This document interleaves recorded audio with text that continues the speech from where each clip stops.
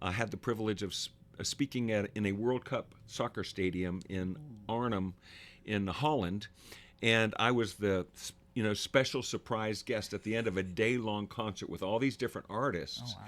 And then so I was the pinnacle of the day, and they introduced me over there, the President of the United States, George W. Bush. And in that venue, I wasn't the least bit nervous.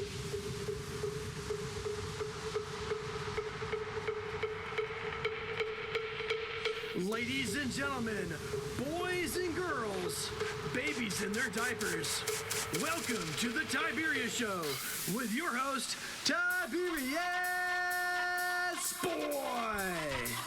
That's me, Tiberius. And welcome to the Tiberius Show today. And I'm your host, Tiberius Boy. And as always, we're looking at various jobs and how they affect the world around us. Today's guest has got one of the most unusual jobs that we've ever had on the show.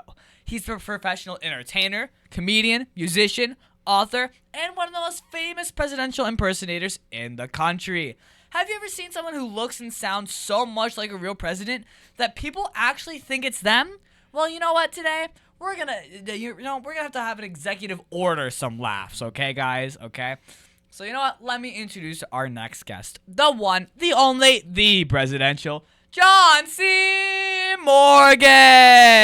Great to see you, Tib. I'm honored to be here on the show. Thank you so much for the privilege. Well, thank you for being here on the show.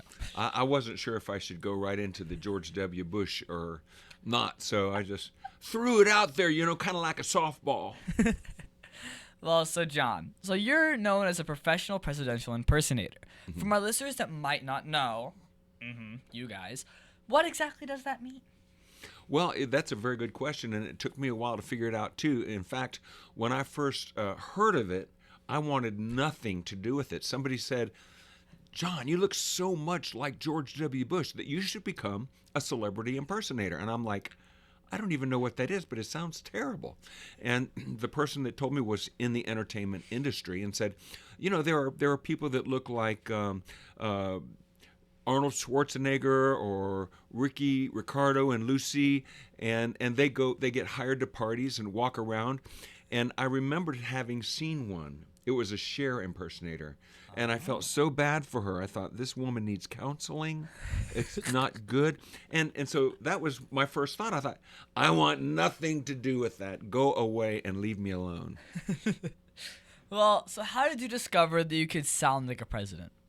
Well, first I had to decide that I wanted to, which I didn't want to do until one night my beautiful bride, Kathy, I call her my wife, but we're still on the 44th year of our honeymoon. So, we've got, I would say, a good marriage.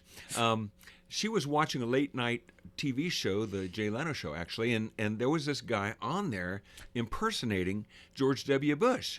And, I mean, he was good. It was amazing. And after the episode, my wife went to the computer and looked him up.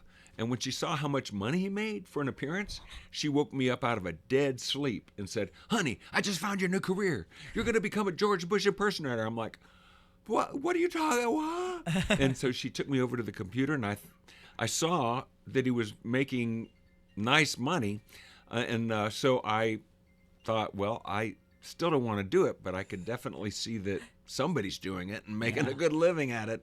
And then not long after that, I dove in, and once you decide you want to do something, it's of course the only way to learn anything is you go on the internet. So I typed in George Bush impersonator, found this guy and a couple of others, and I started mimicking their mimic of the president. And so when you're watching an impersonator, what they do is they pick out 5 or 6 of the things that make that person, and they exaggerate them. And so it's easy to spot them. So like that little shrug of the shoulders, that little squint of the eyes, turning up of the mouth. That's and of course this little hand thing here, like a Frankenstein kind of a deal, makes WW. Okay, so I'm guessing that George W. Bush was like the first voice you've ever tried to impersonate. Well, maybe. It seems like for some reason growing up, I remember always singing along with songs that I would hear on the radio. And I would sort of kind of, I never noticed it until I looked back later. Yeah. I would kind of mimic the voices that I heard on the radio. I just didn't ever put two and two together. Yeah. And if I had done it earlier, I might have jumped into this field sooner. Yeah. In fact, I had been at my church. We would come up with crazy skits and things like that. And one skit might have a Star Trek episode to teach a point at church, or another one might be Andy Griffith, and they would always pick me to play the lead because I could figure out how to do Andy Griffith's voice, James Kirk's voice, James Tiberius Kirk, by the way. That's me. But so, what was the first time that you did that voice in front of other people? Well, my sister is an attorney in Winter Park, and it's a wonderful, wonderful, wonderful person that I love with all my heart, just in case she watches the show. And her group of lawyers was having a Christmas party.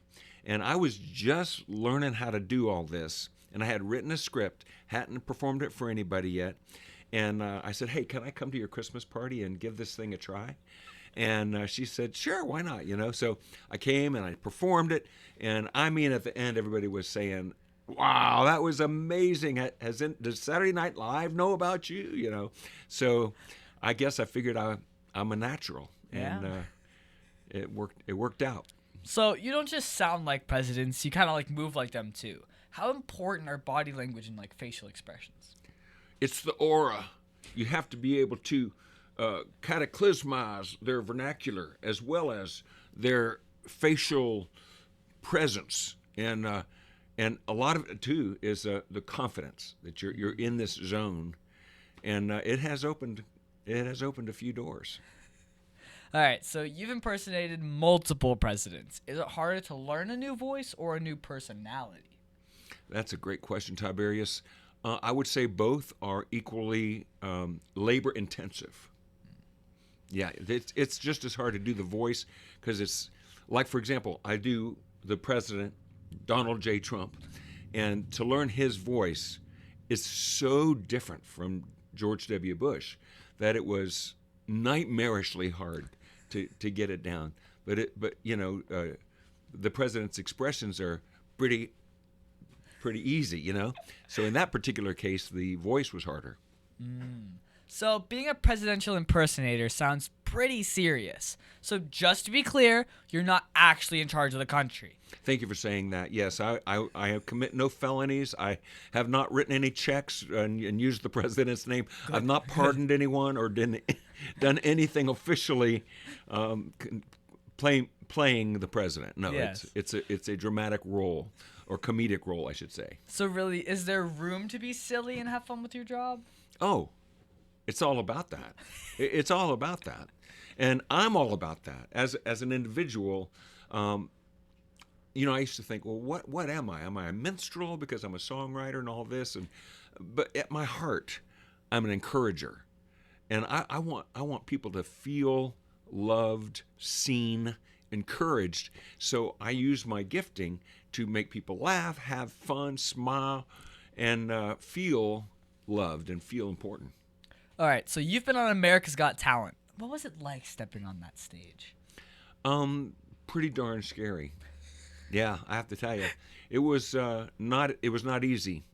When I do a lot of my performances, there's room for ad-libbing, which of course, as you know, President Trump is known for. He's known for going off script.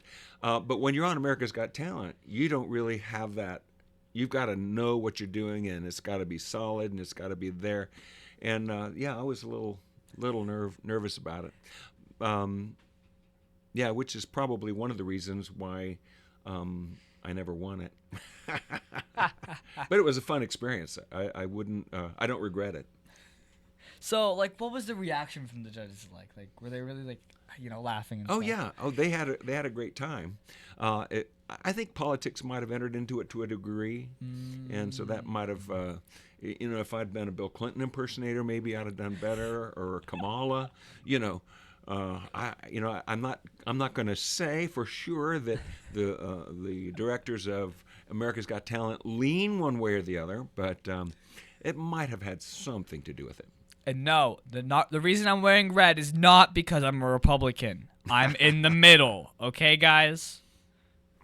Got that clear? Okay, perfect. So what qualities do you think qualify from like a good impersonator to a great one? I would say comfort.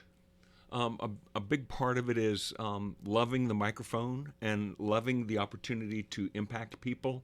And I have both of those things. I had the privilege of speaking in a World Cup soccer stadium in Arnhem in Holland. And I was the special surprise guest at the end of a day-long concert with all these different artists. Oh, wow. And then so I was the pinnacle of the day, and they introduced me over there, the President of the United States, George W. Bush. And in that venue, I wasn't the least bit nervous. I mean, there was 35 or so thousand people there live, as well as being broadcast across the entire nation.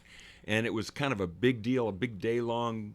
It was like they called it EO Youth Day, and it's a big thing in their country every year. So to have that privilege, and it was so fun, Tiberius, because they had this motorcade that was probably 40 cars. I want to say there was all these motorcycles, and they were actual cop motorcycles and actual cops, and man, it was so so to be me in that scenario, because I'm not really the president, but to be able to, it's like being a fly on the wall to do something, to trick to people, to punk people. It's just hilarious. And so when they introduced me, I went up and I knew that 35,000 people thought I was really George W. Bush. So I played it, man. I played it, and I had my eyes wide open. I mean, I was taking it all in because this is a moment, and doing that in China was even better. Because at the end, I forgot where I was, and I said, "So God bless you." And I was going to say, "And God bless America," but I just left it. Too well. I left it at that, thinking, "Am I going to get arrested now?" Yeah, but that was fun. That was the Global Automotive Forum. Oh wow, A lot of fun. So what was the funniest or like most unexpected reaction that you've ever gotten from an audience? I was in LA on a reality show called The Next Best Thing. ABC did this series one year, and it was all celebrity lookalikes. They had I'm drawing a blank. Everybody you can think of. And Elvis's and Marilyn's and Tina Turner's and you just everybody, and a couple of presidents, and it was really fun. And I had a chance to make it to the finals, to the top 5. Oh wow! And so I was about to walk out to start that episode, and the crowd that was in L.A. And I don't know if you know this, but sometimes in L.A. they'll actually allow people to get paid to be in the audience, because there's so many shows that happen all the time. They've got to have that audience, and they're professional audience members, I guess, out there, So when I came walking out, George W. Bush, and he was president at the time, so it was kind of a big deal. The audience started booing me. Yeah. I'm like, okay, so I'm thinking two things. I'm thinking, number one, I'm doing a great job because I'm triggering people that don't like the Republicans or don't like George W. Bush. And number two, I'm thinking, okay, this isn't going to win me any awards. I've got to turn this crowd. So it was great, because that morning I wrote a joke in the shower, and this is the joke. It's good to be back in the great state of L.A. It's easy to say, it's easy to spell, and I can make it on my fingers. And the crowd that was booing started laughing. I found out that day you can't boo and laugh at the same time. And so I won the audience over. I had them the rest of the time and got a standing O at the end. It was just outstanding. So that was an unexpected. I didn't expect the boos, and I was very pleased with the turn. With the turnaround. Yeah. So what's one thing you think kids should know about doing the work that you do? I would say love your opportunity to be an influencer. Love your opportunity to make an impact in the life of somebody else through comedy, through inspiration, and don't let fear hold you back. If you have something in your heart that is calling to you to do it, then fear is going to come along and offer some strong resistance to keep you from doing it. You've got to understand that fear is a phantom. It's not real.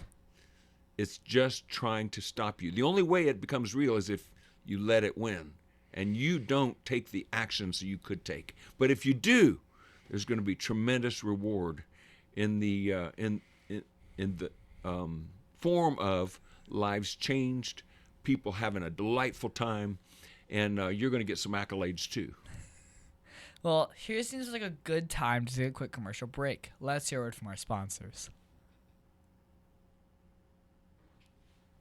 So you want to make an ad for your company, right? Yeah, Tiberius, you want to help me? Okay, so what's the name of the company? PPWND. PP what? Professional Pressure Washing and Detailing. So you like clean driveways? Yeah, like that. We pressure wash commercial buildings and semi-truck and trailers. So how would someone get a hold of you? They can visit my site at ppwnd.com or call me at 407-900-7793. So I just tell them to call you at 407-900-7793 or visit ppwnd.com? Yeah, Tiberius, you got it. Cut, that's a wrap. Just use that. Oak Ridge Gun Range is a family-oriented shooting range that has been in business for over 30 years. They specialize in basic firearm training and offer numerous services such as consignments, gun trades, gunsmithing, and concealed weapon classes. I even got my training for gun safety at Oak Ridge Gun Range. Great customer service, and firearm safety is what they do best. So find out more at oakridgegunrange.com. And we're back here talking with John Morgan, professional presidential impersonator, entertainer, and comedian. So, when my dad said I was going to interview the great John Morgan, I was so excited. I planned on asking you about like your billboards and why you're on my TV all the time. Then I found out that we're talking about a different John Morgan. So do you ever have to deal with people that are disappointed when they find out you're not the real president? I tell them I'm for the people too. Mind you, for the listeners that can't really see us right now, he did the George W. Bush eyes. Yes. That was funny. Yes. Yep. And it's really fun because my sister is also an attorney here in town, and she's a Morgan. And when she tells them my brother is John Morgan, you know, it's just fun. We have fun with it. We have a good time. So, John, how much practice goes into keeping your impersonation sharp? Not nearly enough. I always feel like I need to do more. Yeah, that's fair. Yeah. Well, do you ever like lose your voice from performing too much? Well, no, but here's what I have had happen. I've been in a show as President Trump, and all of a sudden I realize I'm talking like George W. Bush, and I have to adjust in real time, right in the moment, and it's not fun. Or I'll be doing George W. Bush, but I'll be going like this with my hands. You know, it's doing the Trump thing with your hands. Yes, and then Bill Clinton with the lip. You know. Oh gosh. Well, what kind of tools or like preparation do you use before a show? I will watch videos of the president in various settings because he speaks differently depending on where he is. If he's at a rally, that's one Trump. If he's doing a press conference, that's a whole different vibe, the way he speaks. So I try to get a well-rounded gifting so that I can deliver depending on what the scenario is that I'm performing. And then the George Bush, if it's a press conference, he's kind of gets that deer in the head like look. I don't think he likes cameras too much, but anyway. Well, when you're creating your performance, what's more important, being accurate or being funny? Oh, I would say both are important. Yeah, but accurate meaning being comedy involves exaggeration. Yeah. And when people are listening to a performer that's doing comedy, they understand. There's this understanding that it's not necessarily everything Real. that's being said is real. Yeah. Yeah. I mean, there's all kinds of room for, like I never went to China with Dick Cheney, but when I'm telling that story, people, it's the willing suspension of unbelief, which I call the willing suspenders of unbelief. I'm a suspender. Are you? I'm very suspenseful. All right. Let's dispense with this comment. So comedy is about timing. So how did you learn when to pause and when to push a joke? I don't understand the question. I don't know the difference between pausing and pushing a joke. Maybe that's a chapter in the How to Do Comedy book that I forgot to read. All right. Well, you also miss comedy, music, and speaking in your performances. Yes. How did music become a part of what you do? Well, I was already a singer-songwriter, worship leader, involved in all kinds of music, performing. And so I thought if there's a way to blend it into my comedy or my show, then that just makes it bigger. Because one of the things I try to do is continually surprise an audience, do something they don't expect. That keeps them engaged, keeps them watching. And so I'll talk about how now that I'm out of office, I'm looking for ways to continue to inspire others. And so, I've been taking some guitar lessons from my friend Willie Nelson. And so, the audience, they're just, oh, guitar lessons, okay. And I said, so I brought my guitar. You all want to hear a song? And, yay. So I introduce it that way, and then people will immediately accept that George W. Bush is going to play a song on the guitar. It's fun. And then I can do a parody song that's funny, or I can do a cool blues song, and then I can play God Bless the USA, and people stand up and get all patriotic. They enter into it. It's one of the things that helps you're doing well is if your audience is entering in to what you're doing. Well, do you want to play us a song? Well, sure. Why not? Let me grab this ukulele right here. All right. And here's one. I didn't write the music to this. It's a wonderful tune by Leonard Cohen, but I rewrote the lyrics. It goes like this.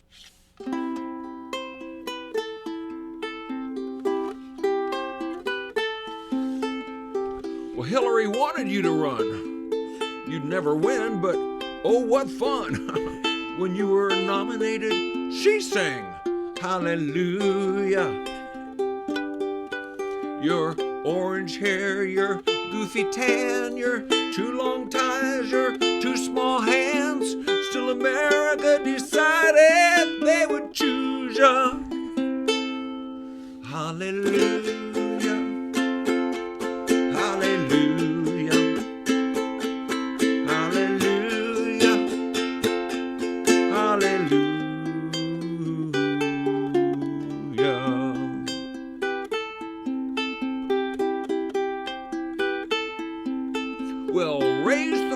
And ring the bell. Donald won. Ain't that swell? We're all still Americans. That is true, yeah. So wait it out. Give peace a chance. Perhaps we'll all learn how to dance. And with one united voice sing hallelujah. Hallelujah. Hallelujah.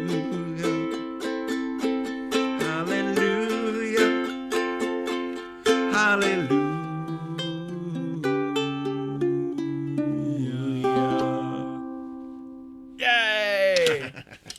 All right. Back to the questions. There we go. All right. So, what was the hardest part about, doing comedy for such a wide audience? Well, I know you didn't say white audience. I said wide. Wide. Okay. Yeah. Okay. Just not white. Just clarification. I would say the hardest thing was getting booked and speaking at a comedy club. because in my head there was this huge fear that comedy clubs are filled with people that are looking for a reason to heckle, but that's not true. People in comedy clubs are looking to have a good time. They don't heckle unless they have to. Well, maybe there are a few, bullies out in the house and whatnot. But I wrote a book called War on Fear. And so since this was a big fear of mine, I figured I better hit it head on. So I got booked at a comedy club out in L.A. called the Hermosa Beach Comedy and Magic Club. There's a big L.A. Nightclub, comedy club. All the bigs had played there. Jay Leno, it was kind of his favorite club. He'd be there all the time. And it was really fun, but I was so nervous. And as I was, it was so much fun walking the back halls and seeing the pictures of all these famous comedians that had played there and meeting a few, headliners that are going to be on after me. Then when I was standing backstage, and this story is in my book, I was standing there, I've got my podium, and then there's a curtain in front of me, and the moderator was doing her opening act, and then she's going to introduce me in just a few moments. So I'm standing there, and I had this thought: in all of time and eternity, you're in the exact right place. And I went, wow, that provided. Did you hear me sigh just then, just thinking about it? Yeah. It provided some comfort. I felt really good. And then a second thought came. I who am perfect love you perfectly. Wow, that just blew my mind. I felt like the Lord was speaking to me and comforting me and giving me, I felt like my manager was rubbing my shoulders and before a fight and helping me loosen up. It was amazing. And then the third thing was just huge. He said, I want you to take that love and love this audience. And it was like this light came on. I realized it's not about me. Yeah. It's not about whether they love me. It's not about whether they approve of me, whether they boo me, whether they what. Nothing. What it's about is what I came to do, and that's to give them something. And so it completely changed my perspective. And when that curtain opened, I couldn't wait to perform for those folks. I looked them in the eye. I looked around the room. I mean, I was present with them, and it totally rocked the house. I was so happy. Well, you know what? On that note, let's take another quick break to pay some bills. The Tiberius Show would like to thank one of their dedicated sponsors, Custom Designs Orlando. These guys are on Mills Avenue and do all sorts of stuff, ranging from photo ID badges, engraved signs, custom Braille ADA signs, vinyl lettering to trophies and awards. The cool part about Custom Designs is they can ship products all over the United States. You can reach them at 407-898-0373 and tell them that Tiberius sent you.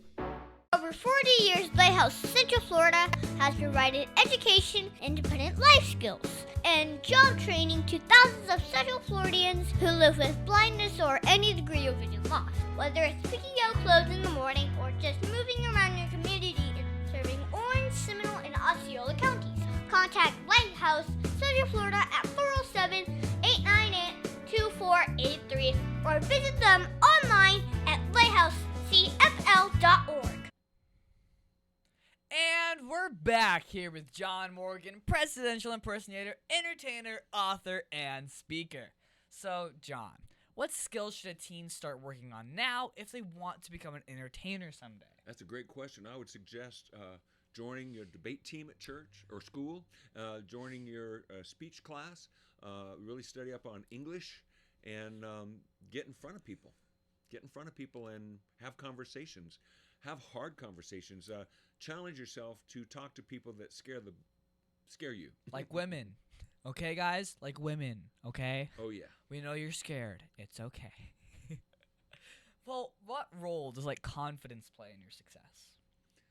Oh, it's huge. You're not going to say it's huge. It's so fantastic. It's huge. It's bigger. It's bigger than Rosie. It's so fantastic.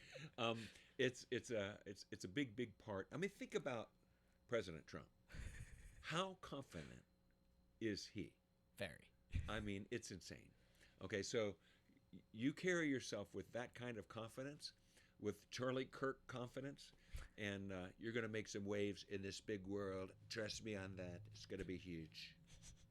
So, what was the biggest mistake that you've ever made, and what did it teach you as a person? Well, when I went on America's Got Talent, I was not prepared. I didn't.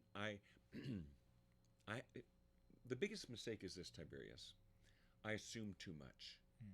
I am good at what I do, and so there's a lot of times when I will wing it when I really should be more memorized. Yeah. And when I was on America's Got Talent, I could have done way better. Yeah. And everybody thought I did a fantastic job in terms of the mannerism, the speech, the voice. Yeah. But I can still remember, I can hear it in my head, Ozzy Osbourne's wife Sharon saying, well, your impression is really good, but your material is just not that strong. And it just didn't rock the world like I wanted it to. And it was lack of preparation. It's my own fault. It was mine to win, and I lost. Yeah. So be prepared, everybody. The Yep. motto of the Boy Scouts, be prepared. That sounds just about right. All right. Okay. Now, can you tell me that one story, remember, this is a kid's show, but that one story, that you're not supposed to tell me about? Come on, you can tell me. I won't tell anybody. You sure it's okay? Yeah, I'm sure. Okay, so one time, and this has nothing to do with impersonation, but I was a singer-songwriter, and I had a couple albums out, and I was doing a Valentine's show for a group of preteens, maybe 13, 14, Like my age? 10, 11. Ooh. Yeah, right in there, yeah. And it was a Valentine's evening, and so people were dressed real nice. I had a suit on, and I had written this song called "Come Fly With Me," and so I'm performing, and I'm weird like a lot of people, and so in this song, there's a line that says, "If you know the Savior, you have two wings. You flap them with your faith when your spirit sings." And when I did it, I did this, right? But I also did my knees, like I'm doing the funky chicken.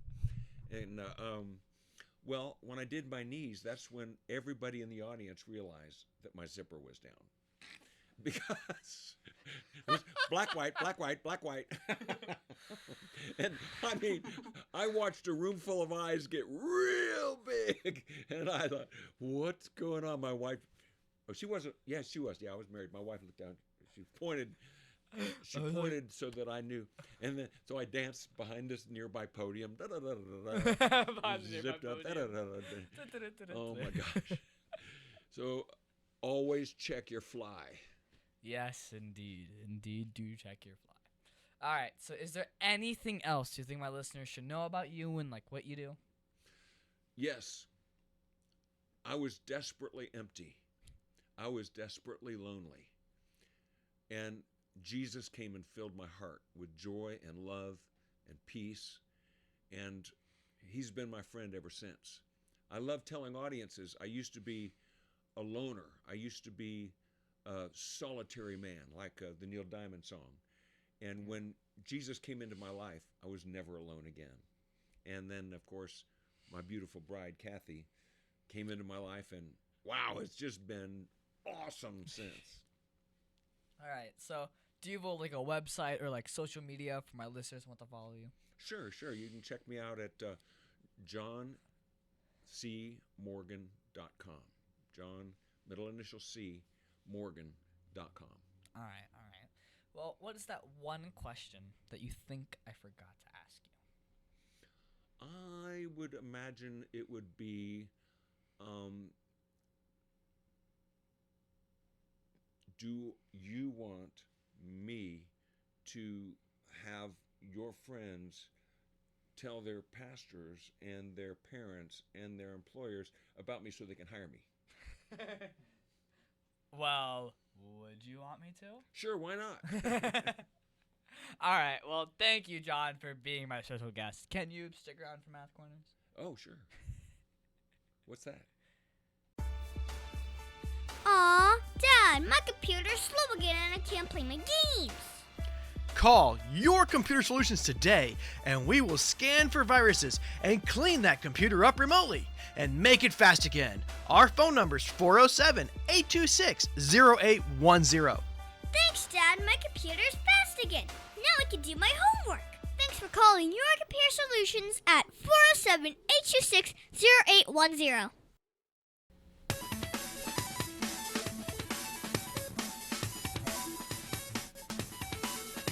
Tiberius' favorite subject, it's Math Corners! And there we go. Now it's time for Math Corners. Thank you so much, John, for helping me with Math Corners. And this week, word smart multi-step word problems. My dad is always good at finding new problems for me to solve. And today, we're going to talk about booking a professional impersonator. So you might be pretty good at this one. We'll see. All right, so a school wants to book a presidential impersonator for a special assembly. The impersonator charges $450 per hour, and the assembly will last 2 hours. Now, there's also a one-time booking fee for $125 and $60 for travel. The school wants to know how much, money they need to budget. What's the total cost to book the impersonator? Well, you're right at $1,000. $20 shy. I see. So, well, first, this is a real world problem because schools, businesses, families all have budgets, and they don't go by your rate. They go by a different one. So they need to know how much something will cost before they really agree to it. So first, you have to figure out the cost for the time. The impersonator charges $450 per hour. He's working for 2 hours. So you multiply, 450 times 2, that equals 900. Yep. That was pretty easy. Okay, now it's just the performance time. Now you have to add the booking fee, which is $125. So 900 plus a 125 is $1,025. That's right. Now you add the travel cost, which is $60, which is $1,025 plus 60 is $1,085. That's well said. Yes, that's true. Well, the total cost to book the impersonator is $1,085, and that adds up really fast. Ugh. But you know what? At least you don't have to feed them. That's right. Because that would cost an extra $100, I'm probably sure. Depends on where I eat. All right, well, John, when are you planning, booking gigs or appearances? Do you have to budget for things like time, travel, and extra fees? Yes, it depends on the scenario. If it's local, usually build it into the price, and it's negligible. If I'm going out to L.A. like I am in a couple of weeks, then the person bringing me out usually will pick up that tab. Okay. Well, my teacher said that I would use math every single day. How do you use math in your work? Poorly. That makes a lot of sense. Well, thank you so much, Mr. President. John, for your help with Math Corners.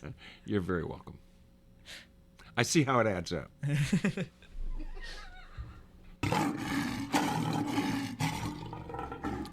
And now it's time for the Heart of a Lion. As you know, we talk about the qualities of living by the heart of a lion, which stands for leadership, integrity, obedience, and ability.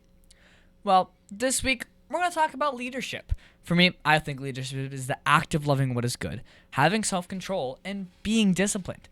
The qualities of leadership are providing guidance and direction, organization, and being a positive influence on others. So, the other day, I was at a bowling tournament. Surprisingly, I wasn't bowling in it. I know, surprising, right? Well, I was volunteering for the company Junior Goals to send some youth all around the world to compete in national tournaments, which I'm going to, by the way. Well, as I was doing this, we were the people there. If you had lane problems, we would run up to the desk, ask them to fix it. But there was a problem. No one was really excited to do it because people were sometimes really annoying. But me and my friend Emily fought over the 9-hour workday. Yes, 9 hours. I didn't like it. I don't want to work. But you know what? We finished 2 different tournaments and earned some money to save up for traveling to Minnesota this summer. So this shows leadership because me and Emily were leading the group and showing them how to fix other problems. This is leadership because some people didn't know what to do or some of the secret signals so we can call it in faster. And don't forget that you can always be lion strong. So John, do you have an example of leadership that you saw this week other than yourself? This week, I have seen leadership in that. Nope. Not at all? Nope, sorry. Any of the other ones, like another leadership, blank. integrity, I'm obedience, so ability? sorry. Integrity is something that I think about all the time because I want to be a person of integrity. I want to be a person who puts out ripples of excellence so that other people who come into my sphere can be improved because of connection with me. And so integrity just rocks in my brain and something that I think about often. And leadership is not something that is a big deal to me because I don't lead a group. I entertain a group and then I go, I leave. I'm kind of a one and done type of a person. I'm not a manager. I do manage my own career, but in terms of somebody who has an ongoing leadership role, I don't really have that. And so I appreciate your commentary, though, because it's very important to be a leader and to carry yourself in such a way that others want to follow you. Yeah. Well, we should always try to be lion strong in everything we do, shouldn't we? Yes, lion strong. Absolutely. And that's our show, folks. I want to thank the one, the only, the amazing John Morgan for being on my show. It has been so much fun talking to you today. I think we learned a lot about your impersonation skills. Thank you so much. It's been a hoot being here, and it's fun to be a hooter. Wait a second. Wait, not the company, right? Right. Ah, right. Well, do you mind giving your social media and website again? Sure. On Facebook, you can just find me at Bush Guy, and on Instagram, I'm working on that. Okay. Well, also, you can find me on Facebook and Instagram at The Tiberius Show, and I would like to thank WWPR 1490AM, Canton 98, Soul Radio 24/7, Easy Way TV, and all the other stations that air on my show. And please be sure to visit The Tiberius Show on YouTube and hit that subscribe button. So, John, are you subscribed yet? No, but I sure will be before the end of the day. No, the president hasn't subscribed yet. This isn't good. Uh-oh. Well, Agent Manface, Christian, says Kanye West. Of course he would. And Yakubers says Sigma. Well, thanks, Jake from State Farm. I know that's you. Trust me, I know it's you guys. Shout out to my old classmates from the Christ School and my new classmates from Cornerstone Charter Academy. And please be sure to leave a comment on my videos, and I might even mention yours at the end of the show. And also, be sure to listen to us next week on The Tiberius Show with your host, Tiberius Boy.